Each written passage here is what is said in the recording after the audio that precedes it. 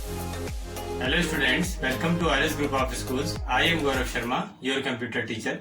Today we are going to discuss about the topic numericals based on number conversion part 3. आज हम आपको number conversion के जो numericals हैं उसका थर्ड पार्ट बताएंगे, जिसमें हम लोग बाइनरी से ऑक्टल कन्वर्जन और ऑक्टल से बाइनरी का कन्वर्जन का रिवीजन करेंगे। इसके पहले हम लोगों ने पढ़ा कि किसी भी नंबर सिस्टम को अगर डेसिमल नंबर सिस्टम में कन्वर्ट करना है तो किस तरीके से करेंगे, और अगर डेसिमल नंबर सिस्टम में कोई नंबर हमें दिया है तो उसका किसी अदर नंबर सिस्टम में कन्वर्जन करना हो तो वो कैसे किया जाएगा। तो ये टोटल 6 नंबर ऑफ कन्वर्जन थे जो कि हमने पहले रिवाइज कर लिए हैं, और अब हमारे पास बचे हुए 6 हैं, जिनमें से 2 जो हैं वो आज हम 2 कन्वर्जन्स आज हम डिस्कस करेंगे। तो सबसे पहले हम लोग देखेंगे कि अगर हमको कोई बाइनरी नंबर दिया हुआ है तो उसका ऑक्टल नंबर कैसे निकाला जाएगा। फिर इसी तरीके से अगर हमें ऑक्टल नंबर दिया है तो उसका बाइनरी कैसे निकालेंगे, उसके बारे में डिस्कस करेंगे। तो हम अपना पहला टॉपिक आज डिस्कस करने के लिए स्टार्ट करते हैं।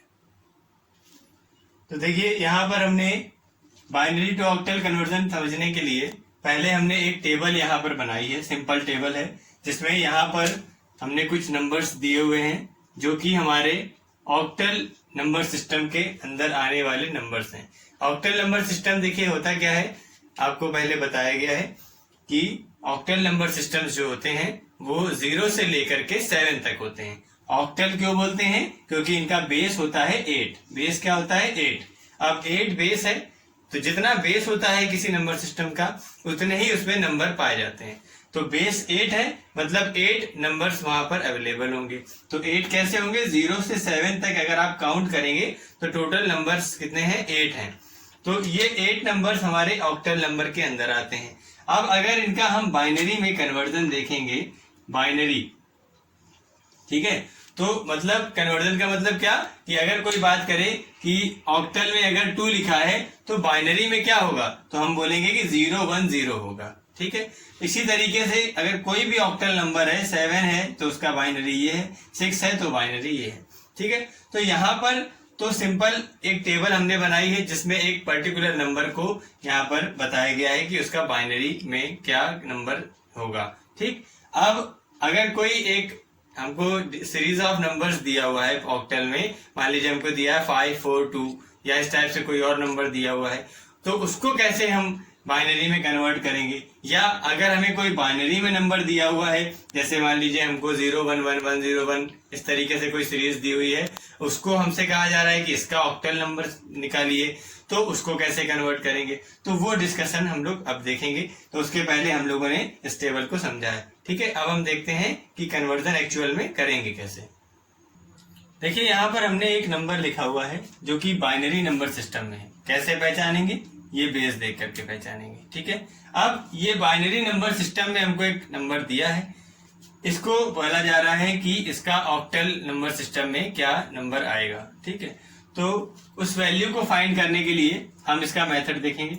बहुत सिंपल मेथड है, बस थोड़ा सा आपको काम करना है और मेथड आपका जो है वो कंप्लीट होकर के आपका क्वेश्चन सॉल्व हो जाएगा। देखिए क्या करना है, हम ये क्वेश्चन यहाँ पर ये नंबर जो है हम पूरा यहाँ पर एज इट इज लिख रहे हैं 100111010।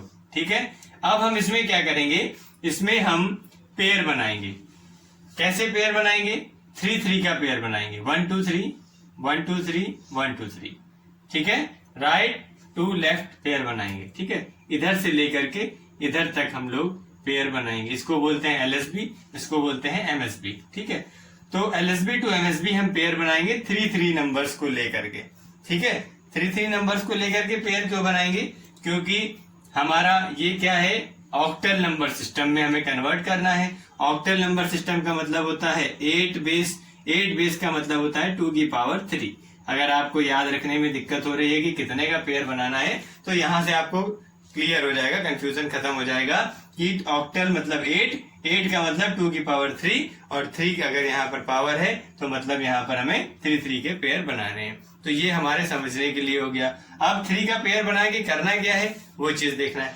3 का पेयर बनाने के बाद में हमें इन नंबर्स का क्या निकालना है, इनका हमें ऑक्टल निकालना है, ऑक्टल नंबर निकालना है, फाइंड करना है। देखिए कैसे, अभी हमने आपको एक टेबल बनाई थी, टेबल में आपने ध्यान दिया होगा 0 से 7 तक नंबर्स थे और कुछ इस टाइप से उनके आगे वैल्यू लिखी हुई थी। तो ये वही वैल्यूज हैं। अब आपको ये फाइंड करना है कि कौन सी वैल्यू किस ऑक्टल नंबर को डिफाइन कर रही है। जैसे कि हमारा ये 010। अब आप इसको कैसे फाइंड करेंगे, इसके लिए हम लोगों ने 8421 मेथड पढ़ा हुआ है, उसमें से हम लोग यहाँ पर सिर्फ 421 को यूज करेंगे। 4, 2 और 1 ये 3 डिजिट ले लेंगे तो हमारे सबके आंसर आ जाएंगे। देखिए कैसे आएंगे, यहाँ पर लिखा है 010, हमने यहाँ लिख दिया 010। इसका मतलब हो गया कि ये दोनों 0 हैं, केवल 2 के नीचे 1 लिखा है, इसका मतलब कि इसकी वैल्यू है 2। अब देखिए 111, तो 111 तीनों के नीचे 1 है, मतलब इन तीनों को हम ऐड करेंगे, 4 + 2 + 1 मतलब 7। इसका मीनिंग क्या हो गया, 7। अब इसी तरीके से 100, तो जैसे ही हमने यहाँ पर 100 लिखा तो देखिए क्या होता है, 4 के नीचे 1 है, इन दोनों के नीचे 0 है, मीनिंग आया इसका कि ये वैल्यू है 4। तो कुल मिला के टोटल जो हमारा फाइनल वैल्यू आई क्या आई, 472 बेस 8, ये हमारा आंसर हो गया। बाइनरी नंबर जो हमको ये दिया हुआ था उसका ऑक्टल में कन्वर्ट करने पे आंसर आएगा 472। ठीक है, ये हमारा सिंपल मेथड है जिससे हमने बाइनरी नंबर को ऑक्टल में कन्वर्ट किया। अब यहाँ पर हमने देखा कि ये पेयर्स जो है वो पूरे कंप्लीट बन गए। ठीक है, पेयर्स क्या बन गए, कंप्लीट बन गए। अगर यहाँ पर हमें ऐसा कोई क्वेश्चन दिया जाए, कंफ्यूजन कब होती है, देखिए अगर हमें एक कोई क्वेश्चन दिया गया है कि पेयर नहीं बन पा रहे, मीन्स हमारे 3 पेयर्स तो बन गए, लास्ट में 1 या 2 डिजिट बची, जबकि बचनी कितनी चाहिए, कितनी बची, 3। ठीक है, 3 नहीं बची, 1 बची या 2 बची, तो फिर वहां पर गड़बड़ हो गया। ठीक है, गड़बड़ कैसा हो गया, फिर आपको लगेगा कि अब हम यहाँ पर क्या करें, नंबर कैसे बनाएं। ठीक है, तो उसके लिए हम यहाँ पर आपको एक क्वेश्चन बता रहे हैं कि अगर ऐसा कोई क्वेश्चन आ जाएगा तो उसमें हमें क्या करना पड़ेगा। अब इस क्वेश्चन को ध्यान से देखिए, यहाँ पर आपको देखने में तो वैसा ही क्वेश्चन लग रहा है, लेकिन थोड़ा सा उससे डिफरेंस यहाँ पर आपको मिलेगा। कैसा डिफरेंस मिलेगा कि ये देखिए ध्यान से 110 101 10। अब अगर हम पेयर बना रहे हैं, 1 पेयर 2 पेयर, यहाँ पर पेयर 3 का नहीं बन पा रहा है। ठीक है, तो अब 3 का पेयर नहीं बन पा रहा है तो क्या करना पड़ेगा, वो चीज समझने वाली है। तो उसमें कुछ ज्यादा दिमाग लगाने की जरूरत नहीं है, सीधे सीधे आप क्या करेंगे, यहाँ पर एक 0 ऐड कर देंगे। ठीक है, इस साइड पे 0 बढ़ाने में संख्या में कोई चेंज नहीं आता, इधर बढ़ाते हैं तो संख्या चेंज हो जाती है। ठीक है, तो इसलिए हम यहाँ पर 0 बढ़ा सकते हैं, यहाँ हमने 0 बढ़ाया, अब हमारा 3 का पेयर बन गया। सिंपल, इतना सही आपको काम करना है।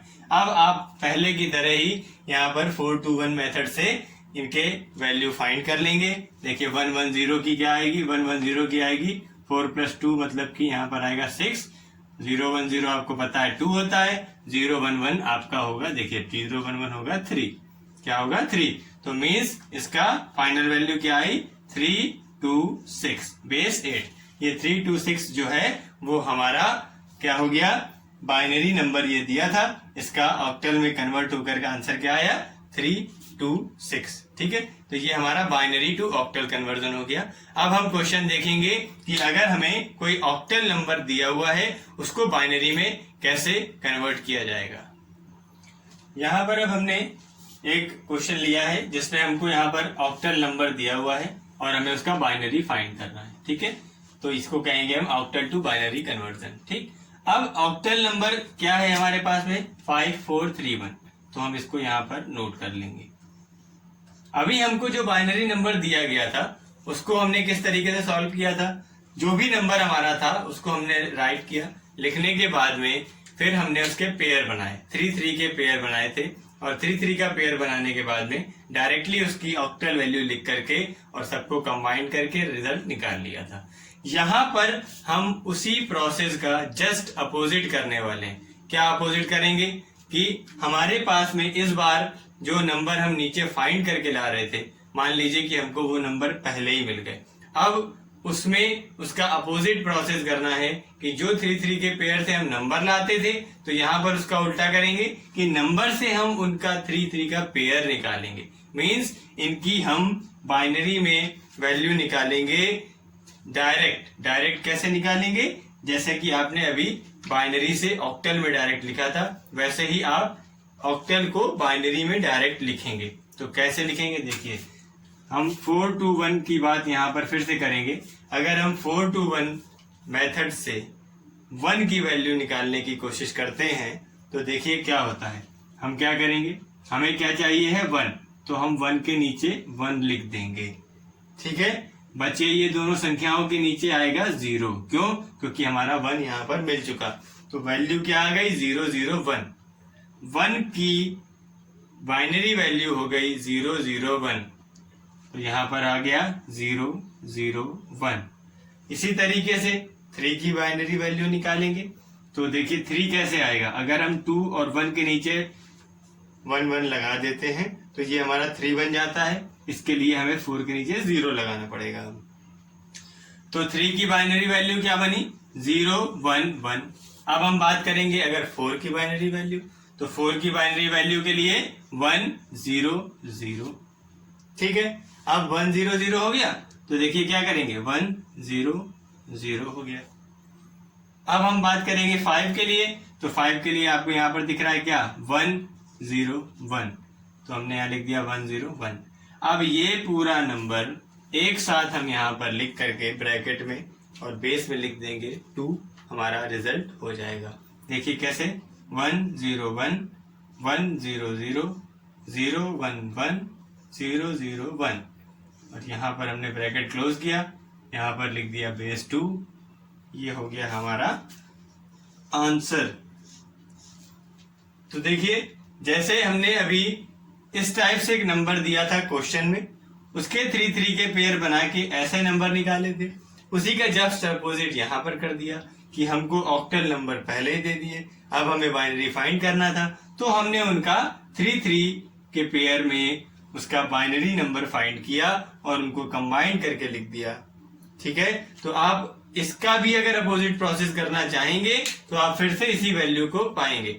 ठीक है, कैसे पाएंगे कि आप फिर से इसको 3 3 का पेयर बनाइए, आपको समझ में आ रहा होगा। यहाँ आपने 3 3 के पेयर बनाए, वो अपने आप ये वैल्यू आपको दे देगा।